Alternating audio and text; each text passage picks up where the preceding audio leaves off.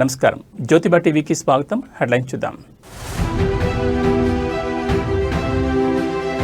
హైదరాబాద్లో రెండవ రోజు ఐటీ సోదాలు. పిస్తా హౌస్, మెహఫిల్, షాగ్ హౌస్ యజమానుల ఇళ్లలో ఐటీ రైడ్స్. ఎన్కౌంటర్ భయం ఉంటే లొంగిపోండి, మావోయిస్టులకు ఇంటెలిజెన్స్ ఏడీజీ మహేష్ చంద్ర హెచ్చరిక.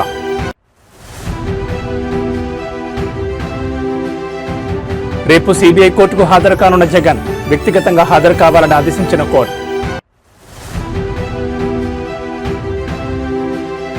గ్రూప్ 2 సెలక్షన్ లిస్టు రద్దు చేసిన తెలంగాణ హైకోర్టు. టీజీపీఎస్సీ పరిధి దాటి వ్యవహరించిందన్న ధర్మాసనం.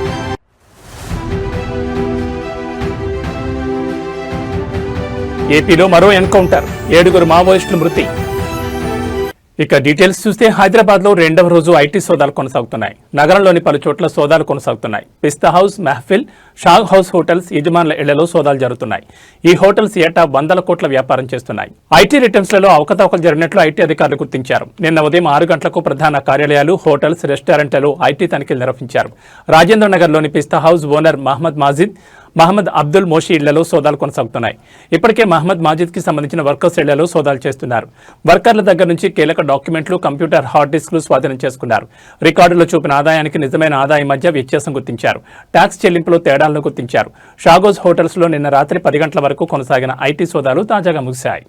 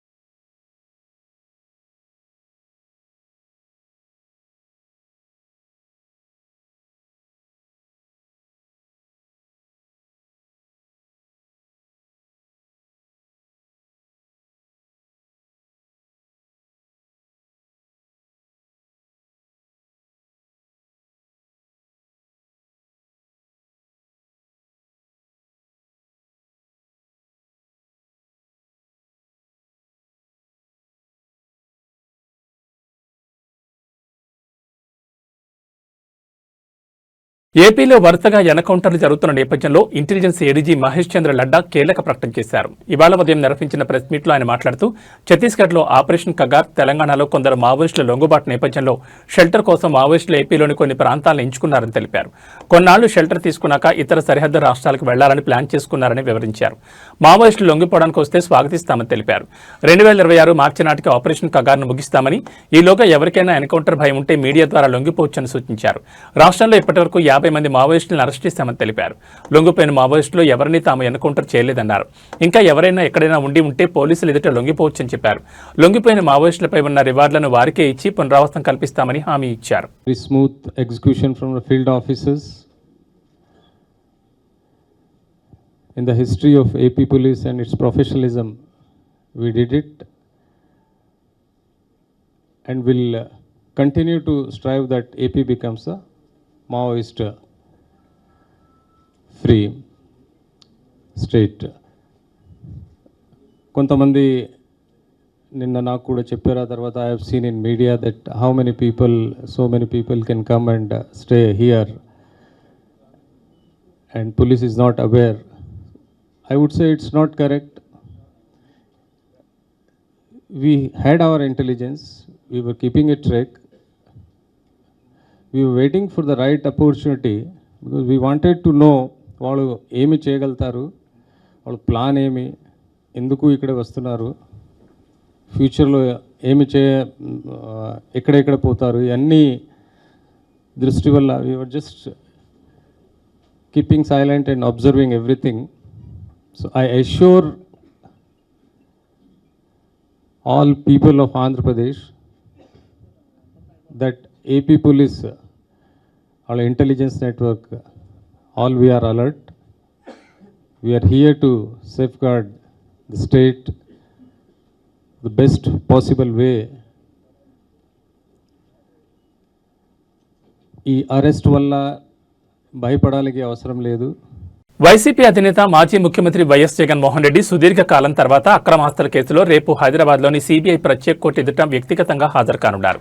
ఈ కేసులో వ్యక్తిగత హాజరు నుంచి మినహాయింపు ఇవ్వాలంటూ ఆయన దాఖలు చేసిన పిటిషన్ను సీబీఐ తీవ్రంగా వ్యతిరేకించడంతో కోర్టు ఈ మేరకు ఆదేశాలు జారీ చేసింది.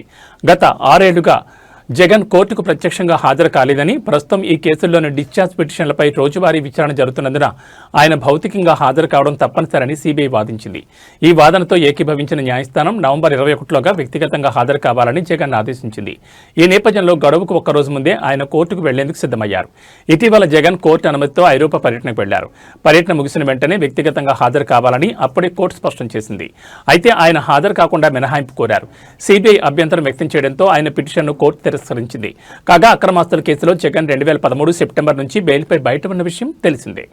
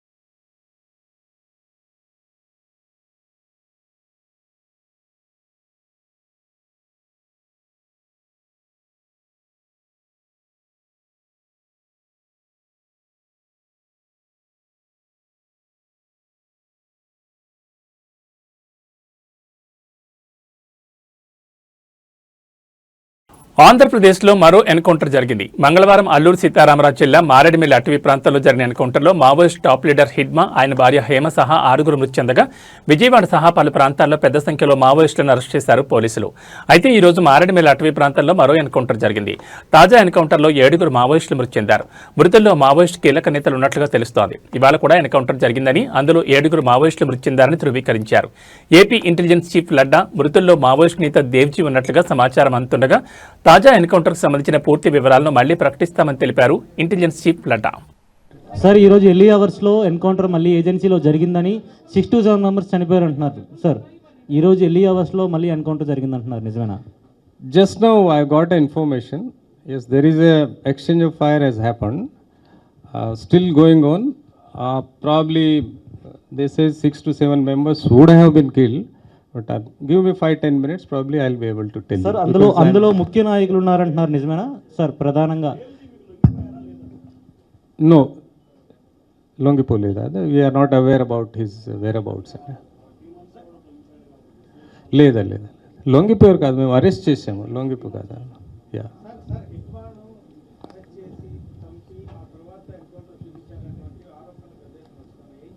నో, దట్స్ అబ్సల్యూట్లీ రాంగ్ అండి, కరెక్ట్ కాదండి. అనుమానం ఏపీసీఎల్సీ వీళ్ళు ఉన్న వాళ్ళ పని ఏదో ఒక జరిగితే something they will have to keep themselves busy కదా. If they have anything specific, they can go to the court, they can ask for whatever they want.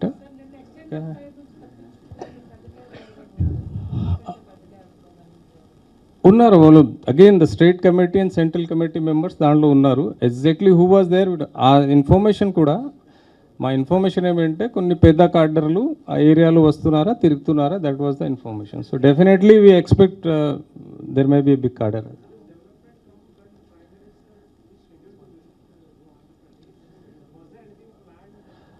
No, these are the two independent things. They are nothing to do with that. ఎవరైతే మావోయిస్టులకు ఆశ్రయం కల్పిస్తున్నారో వాళ్ళకి మీరు ఎలా warn చేస్తారో అదేవిధంగా ఇప్పుడు వరకు ఆశ్రయం I can suggest them, I request them, please come and surrender. Government is వాళ్ళ మీద ఉన్న సరెండర్ అమౌంట్ కూడా వాళ్ళకి ఇచ్చి రీహాబిలిటేషన్ కోసం skill and area committee members 19, then platoon members 23, total 50. దీనిలో weapons 45 weapons, ammunition 272 rounds, 20 pellets and 280 cartridges, 2 magazines, 4 knives, then 750 gram wire, communication equipment, Maoist literature అన్నీ కూడా సీజ్ చేయడం జరిగింది. ఆ ఎన్కౌంటర్ తర్వాత కొంతమంది ఎస్కేప్ అయిపోయారు. సో దానికి మేము స్పెషల్ ఆపరేషన్ మళ్ళీ లాంచ్ చేయడం జరిగింది in continuation to the same operation. So those people are only people who are left out as of now as per our information, and probably shortly will try to take them. I'll say this is one of the biggest specific int based. 10 ఏళ్ల క్రితం తెలంగాణలో నిర్వహించిన group 2 నియామకాల ప్రక్రియపై high court కీలక తీర్పు వెలువరించింది. 2015-16 notification సంబంధించి ఎంపికైన అభ్యర్థుల జాబితాను రద్దు చేస్తున్నట్లు ప్రకటించింది. తెలంగాణ పబ్లిక్ సర్వీస్ కమిషన్ తమ ఆదేశాలను ఉల్లంఘించి పరిధి దాటి వ్యవహరించిందని ధర్మాసనం వ్యాఖ్యానించింది. ఈ కేసుకు సంబంధించిన పిటిషన్లపై విచారణ జరిపిన జస్టిస్ నగేష్ భీమపాక ధర్మాసనం జవాబు పత్రాల్లో వైట్నర్ వాడకం, దిద్దుబాట్లపై తీవ్ర అసహనం వ్యక్తం చేసింది. ట్యాంపరింగ్ జరిగినట్లు స్పష్టంగా తెలుస్తున్నా అలాంటి జవాబు పత్రాలను మూల్యాంకనం చేయడం చట్టవిరుద్ధమని స్పష్టం చేసింది. సాంకేతిక కమిటీ సూచనల మేరకు పునర్మూల్యాంకనం చేపట్టాలని ఆదేశించింది. ఈ మొత్తం ప్రక్రియను 8 వారాల్లో పూర్తి చేసి కొత్తగా అర్హుల జాబితాను ప్రకటించాలని టీజీపీఎస్సీని ఆదేశించింది. టీజీపీఎస్సీ 2015లో గ్రూప్ 2 నోటిఫికేషన్ విడుదల చేయగా 2016 నవంబర్లో రాత పరీక్షలు నిర్వహించింది. అనంతరం 2019లో నియామకాలు చేపట్టింది. అయితే మూల్యాంకనంలో అవకతవకలు జరిగాయని ఆరోపిస్తూ పలువురు అభ్యర్థులు హైకోర్టును ఆశ్రయించారు. సుదీర్ఘ విచారణ అనంతరం కోర్టు ఈ తీర్పును వెలువరించింది.